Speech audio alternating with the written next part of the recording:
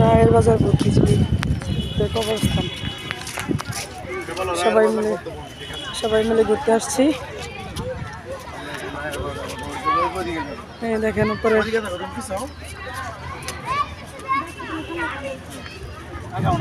মেয়েরা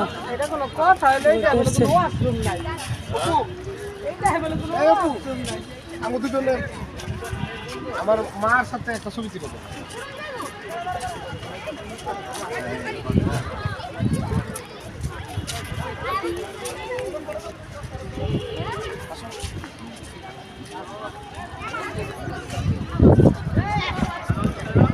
আমাদের স্কুল থেকে শ্রীনগর পাইলট কলেজ থেকে সবাই আমরা আজকে পিকনিকে যাচ্ছি ফ্যান্টাসি কিংডম।